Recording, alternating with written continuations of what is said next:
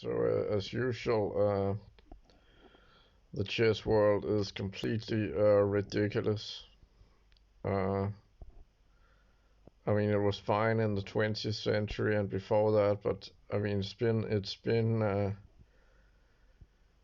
really disgusting for a long time. So I'll just show this.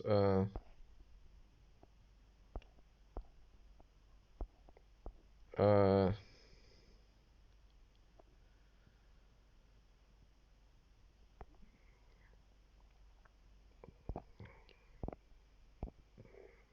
okay, so Magnus Carlsen. Oh yeah, here. So, And now it's time to speak to the players. The reason why we're all here, the two geniuses who are here to grace the stage. Some boring crap. Start by calling them geniuses.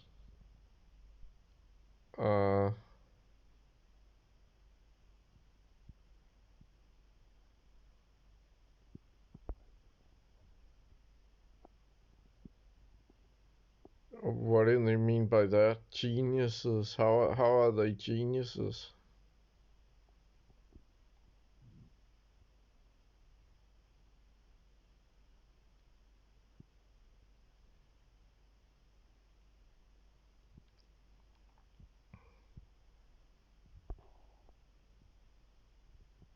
You know, maybe Nebo is a genius because he's not from shitty Scandinavia. World chess for the next few weeks. I will ask a couple of questions just to get the press conference kicked off.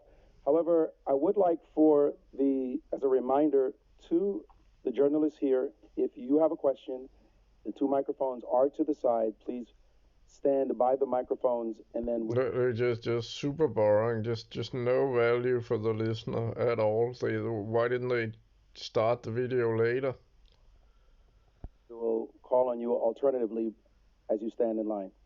My first question will go to the challenger, Jan Nepomniachtchi.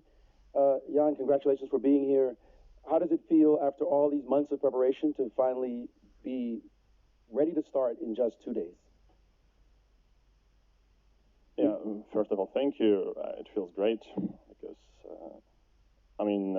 that's why I really prepared for the whole cycle, the Grand Prix, the candidates, and now the match. So you see, I mean, unlike the 20th century where we had like heroes like Bent Larsen and Bobby Fischer. I mean, this is. I mean, I like him. Don't get me wrong, but I mean, he doesn't look like he's in very good shape. He's again. I mean, these guys are just totally lacking the charisma of 20th century top players. Yeah, I can't wait to be actually started. Magnus, the same question to you. How does it feel after all these months to finally be ready to once again defend your title? It's going to feel better in 2 days. So okay, he's trying to be funny, you know. And you know, I met Carlsen in person, and you know, he makes a lot better. I must say, he makes a lot better impression in person than online. So he's saying, okay, he looks forward to defending his title. I mean, Carlsen is to some extent he's taking the Bobby Fischer approach. He's like a mixture between Bobby Fischer and Ben Larsen without having the you know humanistic charisma though. But in terms of chess, he's like his approach is quite similar to those guys. Okay. One more question for you, Jan. Why is it that you're going to win this championship? Well, normally I think the better player wins. Magnus? So here he says, then Jan says the better player wins. And I actually think he is the better player.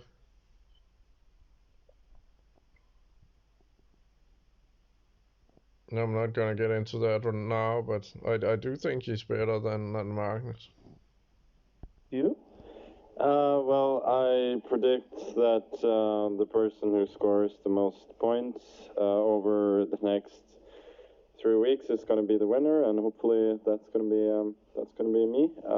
And if I do win, it will probably be because I made a lot of good moves and good decisions under pressure. I'm Mike Klein with Chess.com.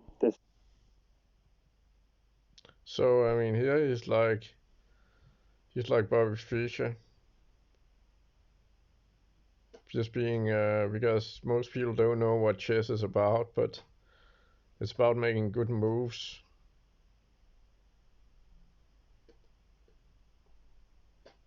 It's like Gotham Chess made this video called 7 common mistakes in chess, but I would say there's only 2 mistakes in chess, and that is not enough depth and not enough understanding. I mean, even if, for example, if I play a really good game, I'm gonna have a 90% score with the computer. So it's gonna say I got 90% of my moves right. And if I play a bad game, I'm gonna get like some 80 or 75% of my moves right, or 70 or something. So, but how would I ever get to 99 or something? I mean, I would just have to have more depth and more understanding. So that's why it's silly also to criticize chess players on my level, because how would you ever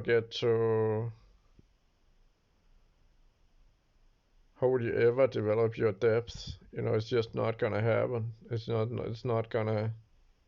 I'm not just gonna wake up one day and I'm gonna be a computer, right? So I mean. Questions for Jan Nepomniachtchi.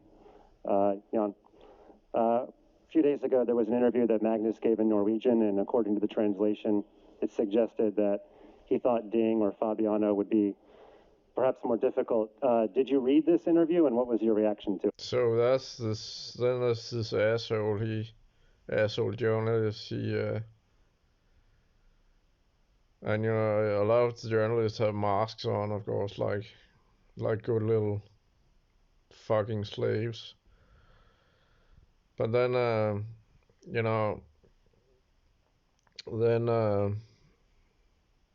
so Magnus Carlsen said that Ding and Fabiano might be a more dangerous opponent, and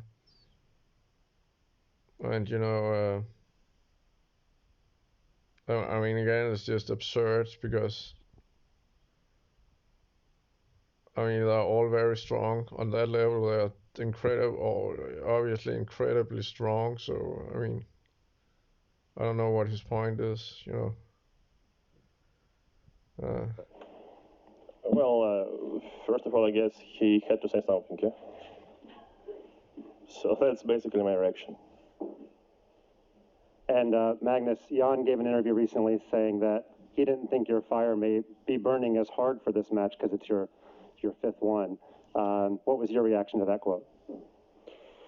Well, that's the first time I hear about it, and it really makes me fired up. So thank you very much. On this side of the room, please. Is there anyone in the microphone on this side? No. No. Okay, then the next one, this side. Yes, I'm Rune with Chess24, and apparently Magnus is all fired up. I was curious about nerves and pressure. As this is your 5th match, does it get any easier? Yeah, I think some parts may get easier as you get more experienced, but after all, it comes down to what you do over the board, and I think also Jan has experience now from the candidates, which is really the best preparation that you can get for the match, since it's so intense. And he also has lots of people in his team that have World Championship experience. So it remains to be seen if the experience of being here before helps. But in terms of your question, if it gets any easier, yes, I would say it gets a little bit easier in the sense that you probably are a little, you're probably a little less nervous than you are the first time when you have some experience. Okay, so it is your first. Okay, so I mean, Magnus got a good point here that winning the candidates is a very good experience, which is basically what he's saying.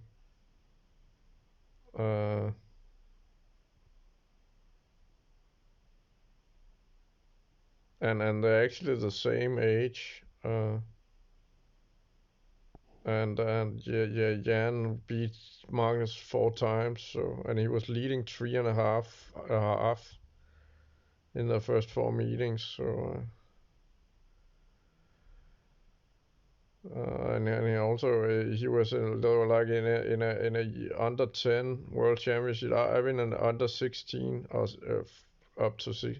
I mean up to 16. No, actually under 17 World Championship. I have played that, and but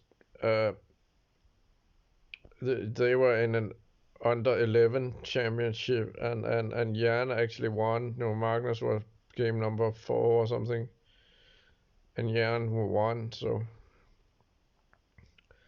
when they were age 10, this guy Jan Nepomniachtchi was better, and he won a great game actually. In a league in defense with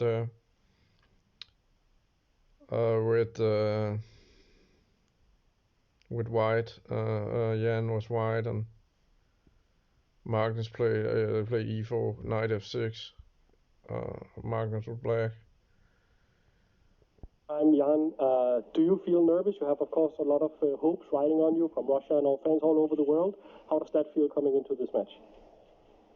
Well, of course, I guess this applies to any event, basically any major tournament you play or participate, that until the first move has been played, you feel, say, nervous and, pumped up, excited. But once it gets actually to chess, this is much easier to handle.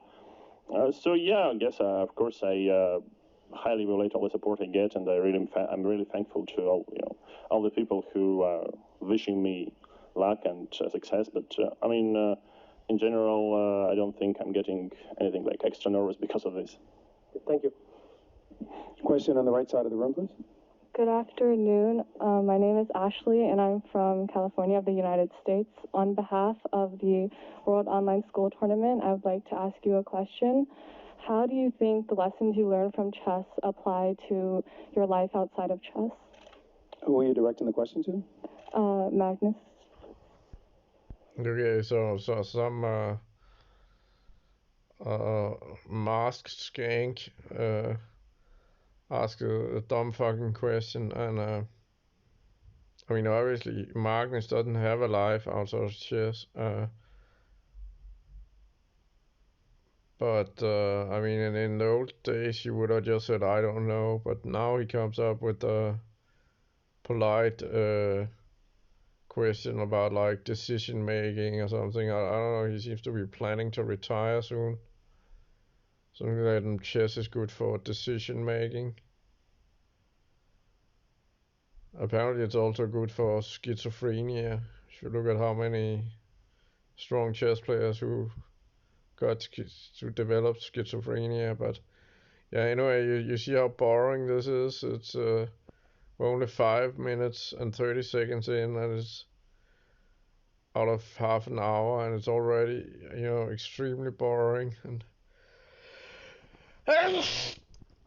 and phony and stupid, and disgusting. Just absolutely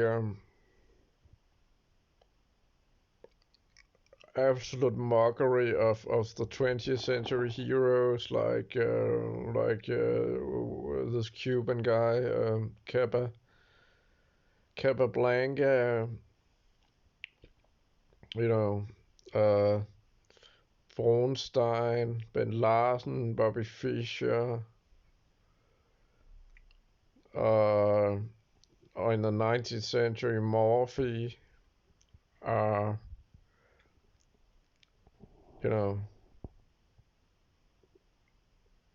great personalities.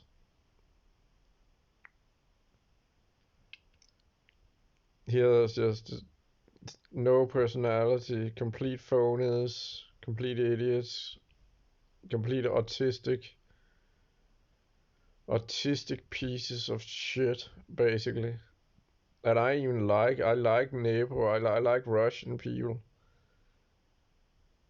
But I mean, Magnus is just doing this, this dumb Scandinavian tall poppy syndrome thing, like, I mean, he's saying a joke, and the first thing he said was he was saying a joke, and then he was the only one who laughed. Like, it's gonna feel better in 2 days, Oh, that was so funny, I'm such a, snowflake edgelord, I mean, yeah, and I get around $1,000 if Magnus loses. By the way, and also I'm planning to play a draw in every single game because I mean that's a logical result. In the match with Fabuana, they played 12 draws, and this match between Kasparov and Karpov that was only like 30 draws in a row or something. So. I do hope Nepo wins, but and I think he will win some games in the beginning, but um, uh, I mean,